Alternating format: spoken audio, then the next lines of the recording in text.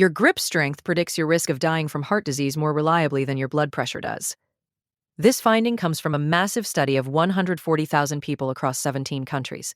And it is not just a one-off result. Researchers have seen the same pattern across millions of people on 4 different continents. The test takes about 30 seconds and costs nothing if you have a bathroom scale.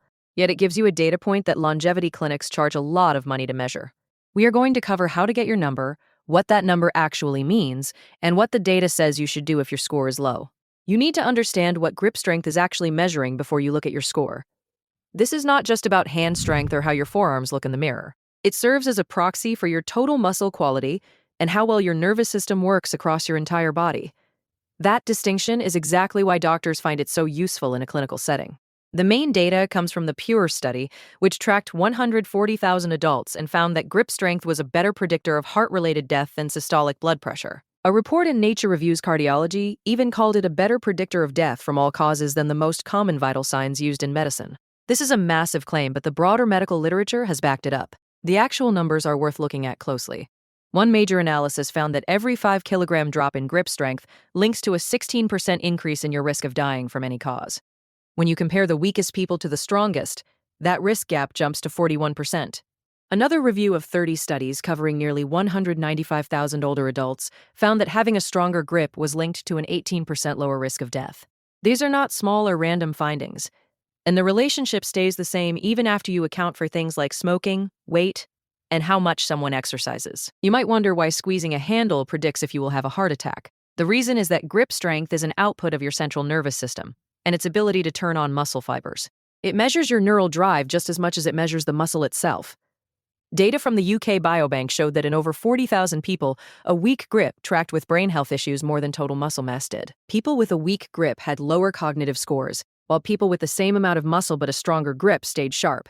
The signal is coming from your entire system rather than just the tissue in your hand. Your muscle also acts like a pharmacy for your body by releasing chemicals that control inflammation and insulin levels. A low grip strength score is often the first sign that you are losing muscle quality, which tracks with your body aging faster than the calendar says it should.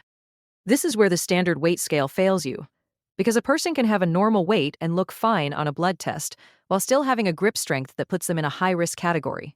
The number on your scale tells you nothing about how your system is actually performing. The clinical gold standard for this is a hand dynamometer. You can find a calibrated one on Amazon for under $30, and it is the same tool used in almost every longevity and sports medicine clinic. If you do not have one yet, the bathroom scale method works as a proxy, where you hold the scale vertically and squeeze it between both palms to read the weight displayed.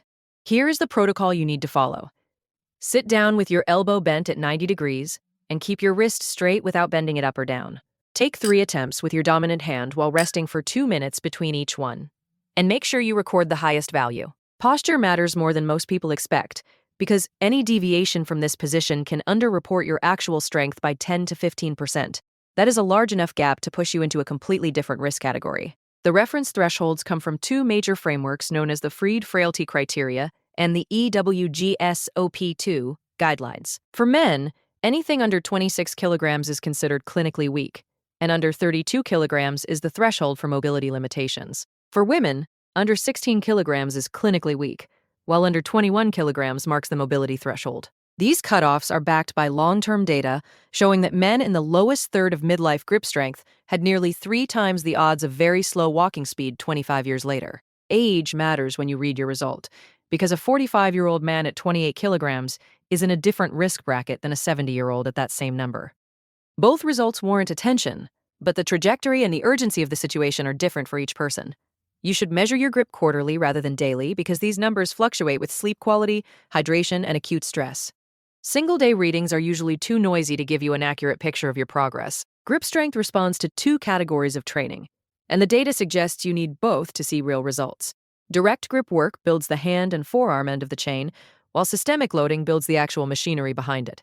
Most people who try to fix their grip only focus on the hands, which is exactly why their progress eventually stalls out. Start your routine with farmer's carries by loading a pair of heavy dumbbells or kettlebells and simply walking with them. Aim for 3 to 4 sets of 30 to 40 meters, using the heaviest weight you can hold without breaking your form. This is one of the highest return interventions in the literature because it combines isometric grip demand with a full body stability load. The hand has to work continuously under real tension rather than just performing a momentary squeeze. Dead hangs are the second direct intervention worth your time.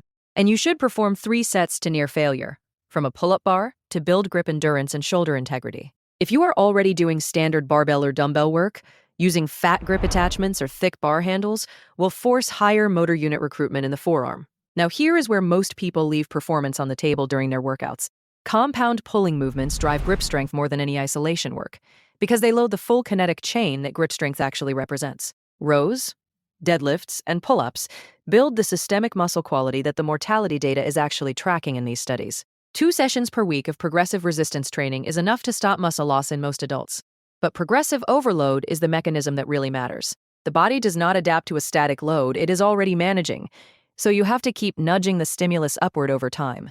Protein is where compliance falls apart for most people, and your improvement will stall without enough fuel for muscle protein synthesis. The data puts the floor at 1.6 grams per kilogram of body weight every single day. To put a number on why this matters, each 1 kilogram increase in grip strength is associated with a 3% lower likelihood of becoming disabled.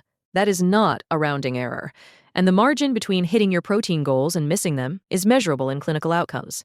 Leucine-rich sources like whey, eggs, and meat trigger muscle signaling more effectively than plant proteins at equivalent doses. This is highly relevant if you are trying to optimize your results rather than just meeting a daily minimum.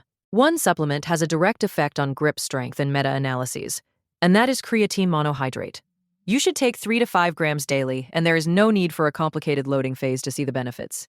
The mechanism here is how it helps your body reset energy during high-intensity contractions, which supports the repeated maximal efforts that grip training requires. Most of the longevity supplement industry sells products with weak evidence and strong marketing.